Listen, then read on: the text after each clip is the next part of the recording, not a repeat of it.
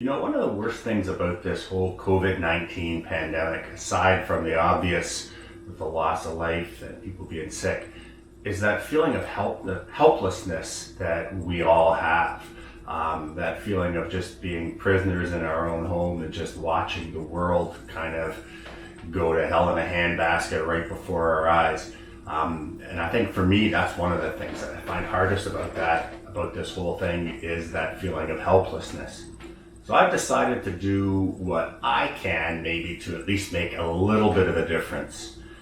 One of the things that I know everyone is dealing with is that just the boredom of being stuck at home day after day after day and feeling that you're just wasting your time. So what I'm going to do, I have my Paintalong video that we've had available for the last year. That's a $79 video download. What I'm going to do, so hopefully some of you can actually take some of this time and make it productive, is we're going to reduce it from $79 to $10. So you can get the video download for $10. And I'm also going to donate all of the proceeds that come through this to a local food bank. So hopefully it might help some of you turn one of those useless, helpless days into something that's productive. And it can also help raise some money for some families who are in, dire needs right now. And so if you go to my website at www.timpackercreative.com, you'll see my Birches and Red Maple Paintalong video available there. You can enter the discount code STAY HOME, all caps, no spaces, so STAYHOME. If you enter that discount code, you can purchase the video download for $10, and all of the funds that we receive from this are going to be donated to a local food bank. The actual food bank that we're donating to is called Durham Outlook for the Needy. And so they're involved in kind of accumulating and distributing food to the various food banks and people in need in the Durham region where I live. They also operate St. Vincent of Pilates Soup Kitchen. Now that's closed right now, but that will reopen once the kind of lockdown measures are released. And they're also in severe need of funding now because they had a couple of fundraisers planned during this last few weeks that have since been canceled because of the social restrictions. So hopefully, like I say, whatever difference this can make, I'll at least feel that I'm doing something to make things a little better. So if you're interested in the way that I paint, this video covers everything about my process. So starting with the materials that I use, starting with how I prepare the canvas, when I go to block in the initial composition, as well as dealing with a lot of the compositional thoughts that are going on in my head when I'm laying out the trees and the branches. And then it goes into an explanation of using the water-soluble oils. So there's an introduction to water-soluble oils and an explanation of how I use them. You'll also see me mix up each palette that I use for the various parts of the painting. And you'll see every single brush stroke that I use to complete the painting. So you'll learn how I do my birches with that real glow to them, how I paint the sun, the reason why I start with the trees and the foliage and paint the sky last and the negative shapes. And you'll get an insight into my thought process as well as I'm finishing off the painting and those things that I think about in terms of what are those final things a painting needs to bring it to completion. So for those of you who are interested, hopefully you can take advantage of this. So again, that's www.timpackercreative.com and enter the coupon code STAY HOME, all caps. You can maybe spend a couple days and feel like you've learned something and got something done, and also know that you're helping to feed those of us who are in kind of really dire straits and don't know where their next meal is coming from. So I thank you for your time, and I'll see you next time. I'm Tim Packer. Now I need to decide with these two trees here, whether they're going to be a birch tree or whether they're going to be a dark tree. So I've already made the decision that this tree here is going to be a darker tree and this one's going to be a birch tree.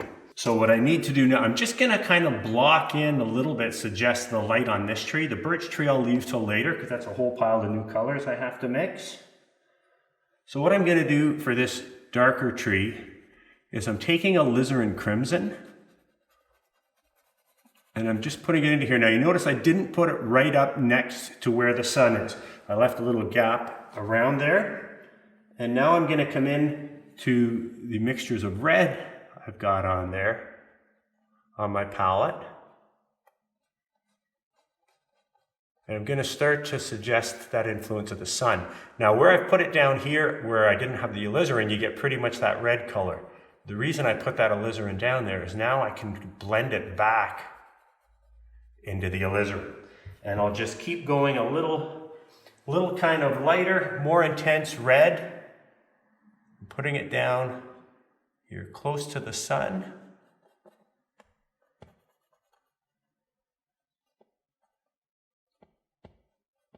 And blending it back into that mixture of the alizarin. Now it's important to note too, I'm not putting a ton of paint on my brush at this stage. I mix the color that I want on the palette, and then I take the excess paint off by just rubbing it on a paper towel. And doing these kind of vertical strokes also suggests that texture of bark on the tree. So we're just going to keep moving from red towards orange and then even into yellows as we get closer to the sun.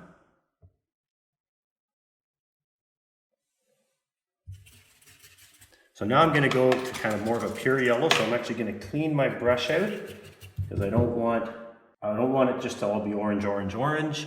I want some of that yellow right close to the sun.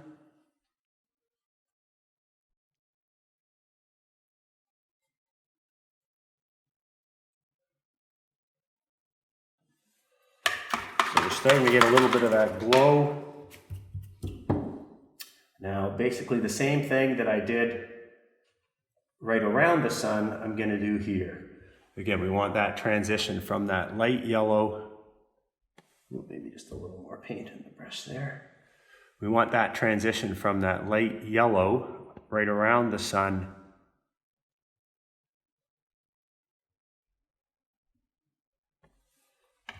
into those oranges and reds that are part of the tree. Now this whole area here, just like the sun, I'll probably do that's a little bit too much paint. I'll do 2 or 3 kind of coats of paint over this to get it exactly the way I want.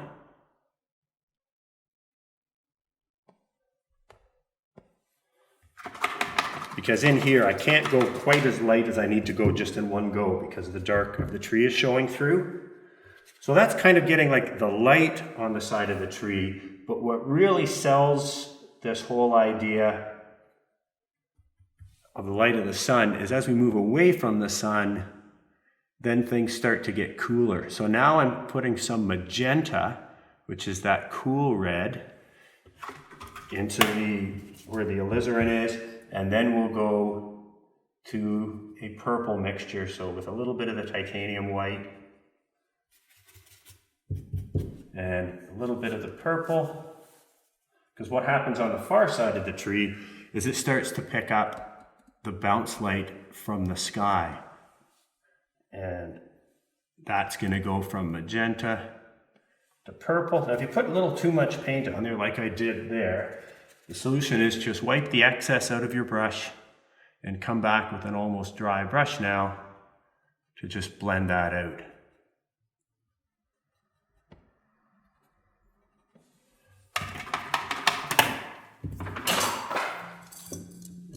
My brush, that's okay, I'll use another one. And then on the absolute outside edge of the tree, we're going to get some bounce light from the sky. And that is going to be a light blue. So again, I'm just going to, see, I just have a touch of paint on my brush, not too much at all. And I'm doing what's kind of called scumbling, which is just touching that brush to the canvas and just kind of, feathering that paint on there. At this point, you want the paint to be very, very thin